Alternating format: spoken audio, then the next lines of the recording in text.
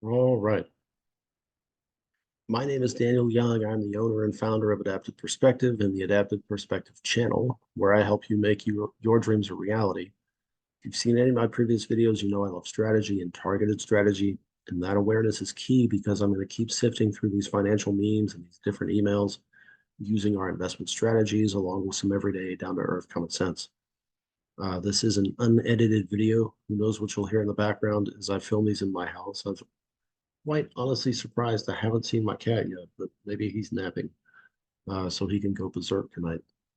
I'm still filming in the front room with the blinds open to save on power. I am not using our closed-end fund strategy today, but if I do show it, I'll overview that for you. And then I am not a financial advisor. I'm a financial strategist. Um, as I make these videos, please know that I'm not out to slander anybody. I'm interested in separating the good from the bad when it comes to financial advice because none of us want bad financial advice as we navigate our finances or really just navigate life. So let me share my screen and I'll show you where we're working off of today. So this is the overall Adaptive Perspective Pinterest board. We are on the financial memes page. I've talked about the scholarships the last two pages. If you're interested in scholarships, I started a completely free uh, scholarship access page where you can find maybe all you want and more on private funding for scholarships.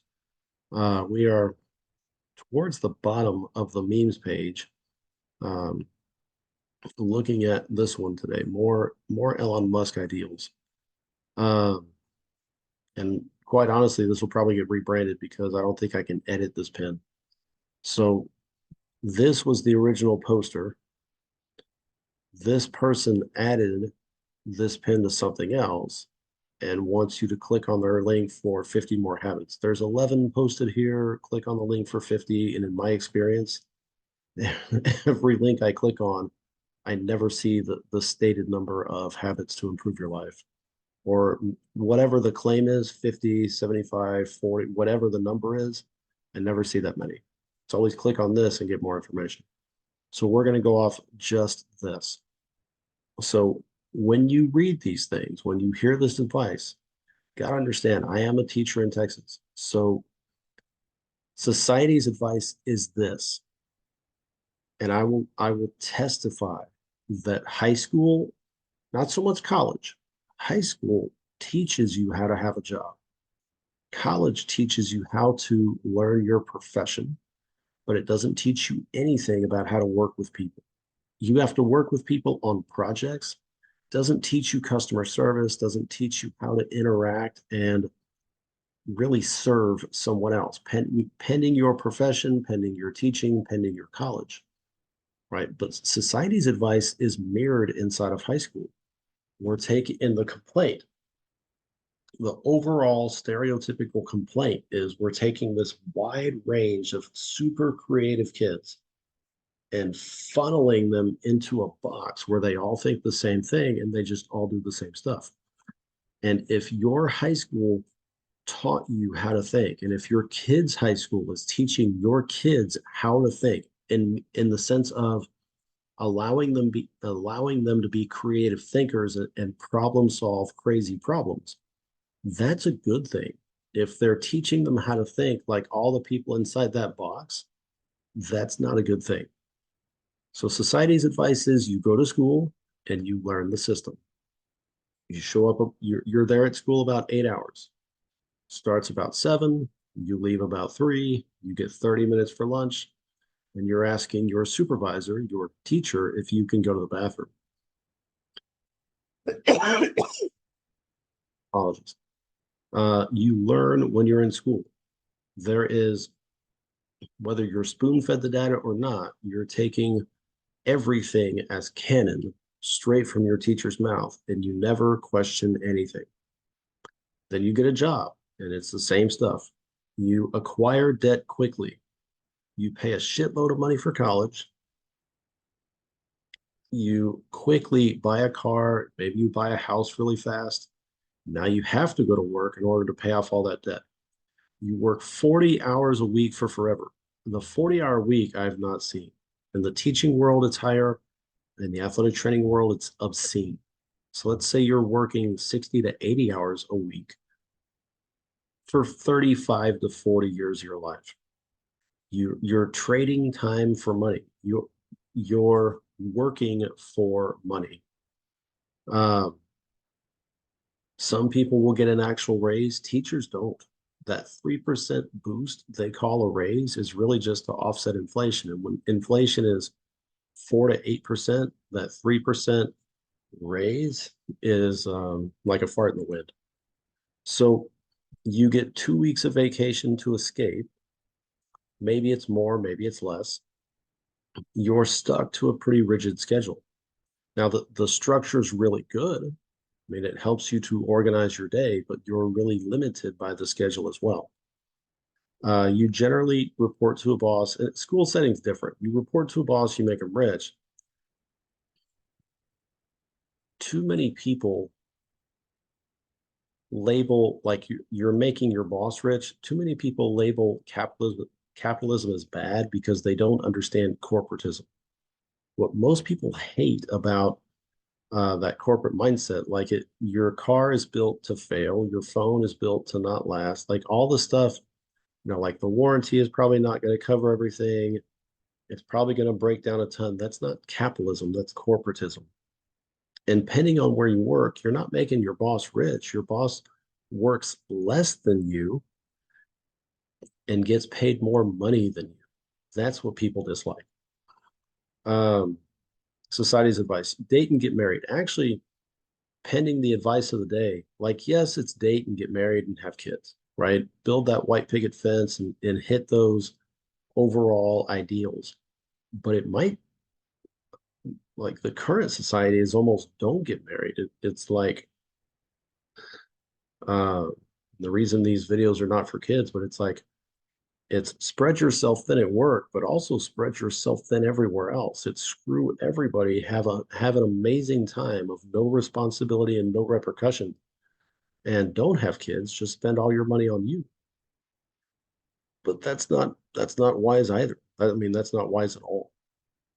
Elon Musk's advice, whether it's Elon Musk or not, but this is part Elon Musk of what I've read of Elon Musk, and also just part a different look at life than society's. So go to school if you want. Now, if you're in high school and you suck at school, your options in Texas, you are compelled to go to high school, meaning you can go or you can face repercussions and fines for not going.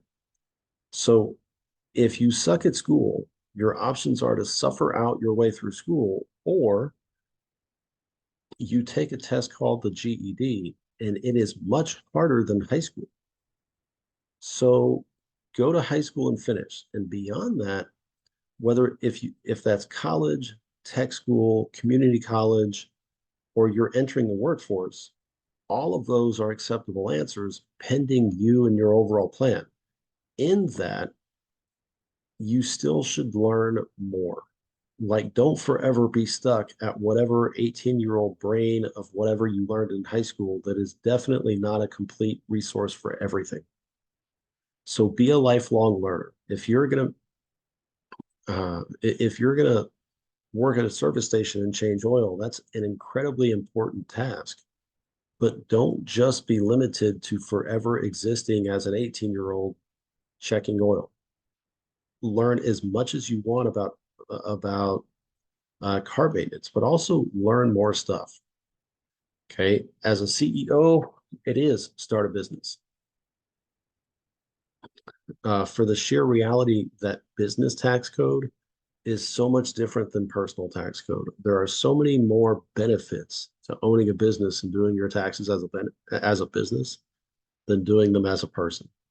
You Just for us, so the cell phone bill, power bill, water bill, trash bill.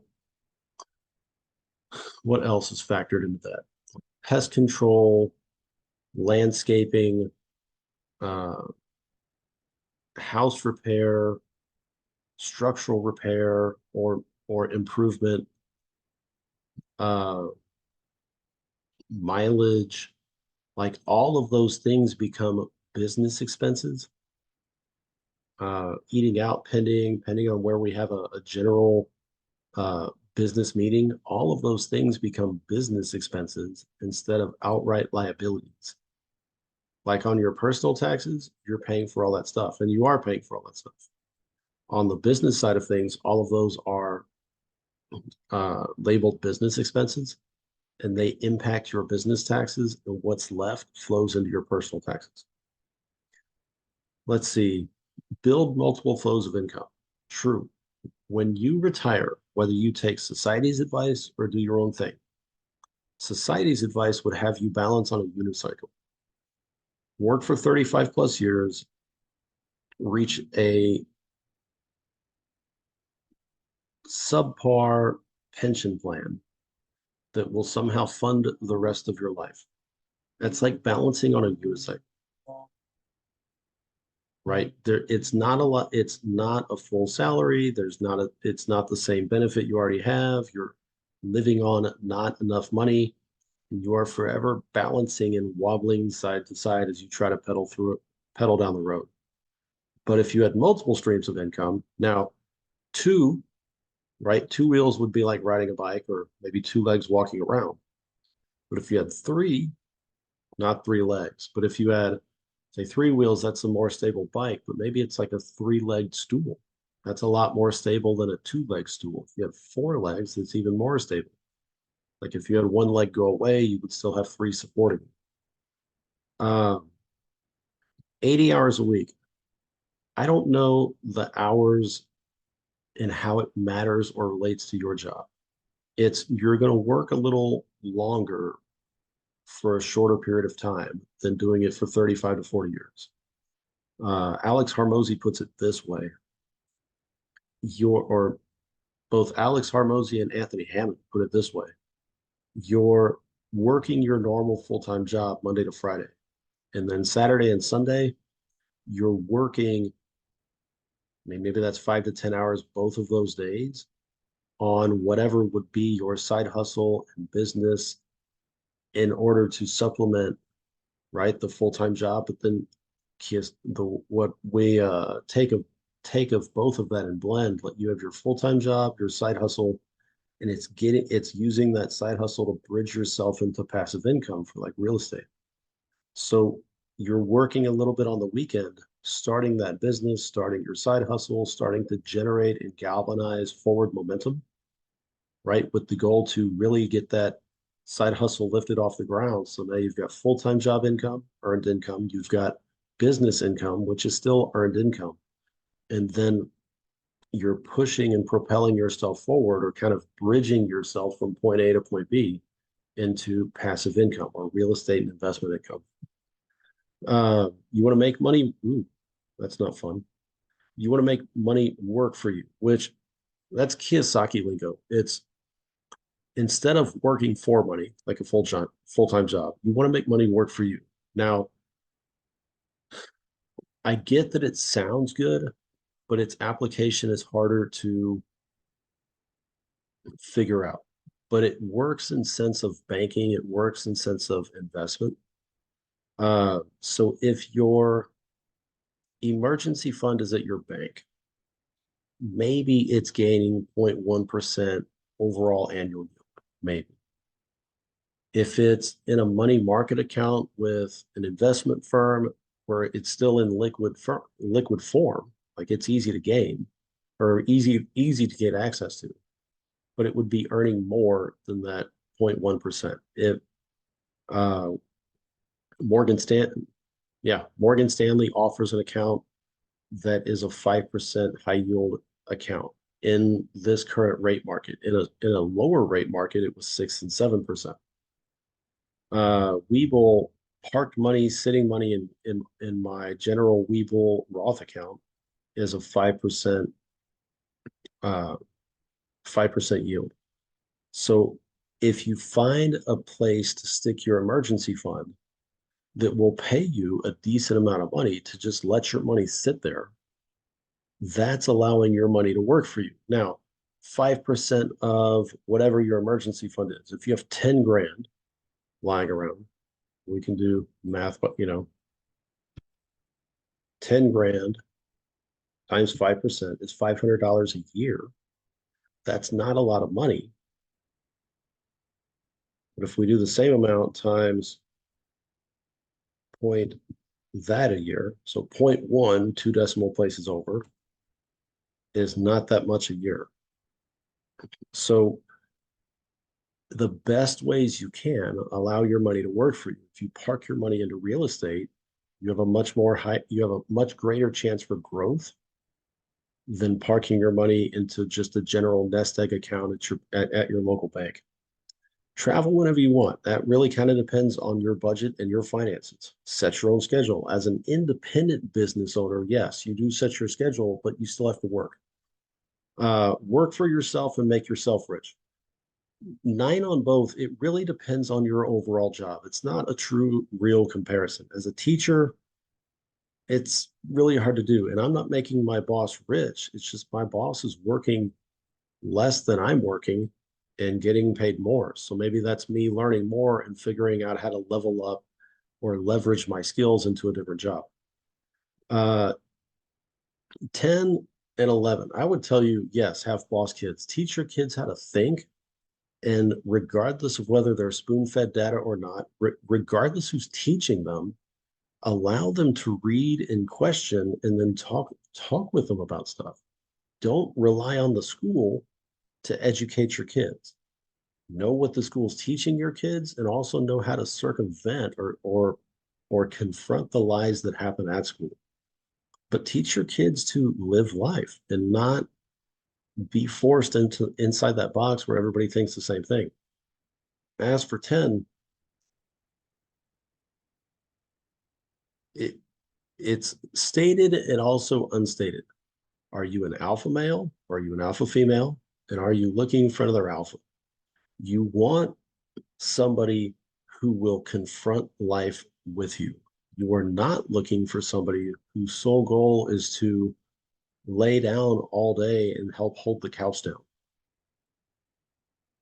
You want somebody like if your goal is a traditional family where the husband works and the wife stays at home and has a much greater role and responsibility working at home, raising kids, you want somebody who's going to be at home and raise kids, who's not going to sleep all day and let them do whatever the hell they're going to do.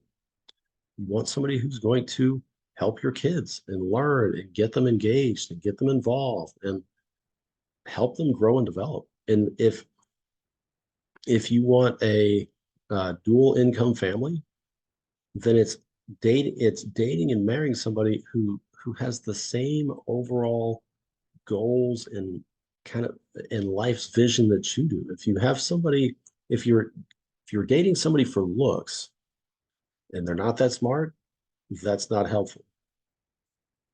I mean, it's straight honest. If you're if you're hoping to be a trophy or if you're looking for a trophy, it's a dangerous game to play because there is always a prettier trophy. And it takes work to be a trophy, guy or girl. It takes work to be a trophy. It takes work to maintain that trophy status. And there's always risk because there is always a prettier trophy. So if you're marrying for looks and not brains, and there's a difference. Like you can be incredibly book smart and have no common sense, no way to apply that amazing intellect. You want somebody who's willing to learn. You also want somebody who's street smart. You want that perfect combination and the personality and the looks, like the things that appeal to you, right? Which are hard to define. But you want somebody who's with you on the journey, not who looks not who looks like the trophy on the end of your boat, because there is always a prettier trophy. So be careful what you wish for and know what you're pursuing. That's a life thing, and that's a spouse thing as well. Know what you're pursuing. So probably the safest place to leave it.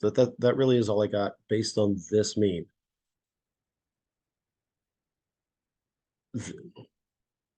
As I review these memes, the vast majority are pretty. And even in each box of this, you kind of have to know and sift through the lines. But I can tell you of where we are right now. Our goal is not this. Our goal is to use this system so long as we need it, and to take what we learned from this to get into a bridge scenario between a side hustle and bridge our way into the passive income lifestyle that we're looking for. Our goal is create generational wealth so that we can accomplish our dreams using our 12-step plan and leave this life much sooner than that 35 to 40-year time mark of, yeah. And it's leave this life by using this life to get to the life we want. So that's all I got. Uh, if you like my content, consider subscribing to my channel. Hit the like button. That really does push videos out. And then head over to Facebook and check out my group there called Navigate Your Finances. Regardless of whether you ascribe to these nautical metaphors or not, you're the captain of your ship. And your goal, your job, is to get that ship where you need it to be. Question is, whose game are you going to play? Are you going to play society's, where it's 35 years and trust the system to take care of you at the end of 35 years? Or are you going to try to beat the system and retire to that lifestyle you want a lot sooner than 35 years? Right? Regardless, your job is the same. Your job is to get to the end of that system.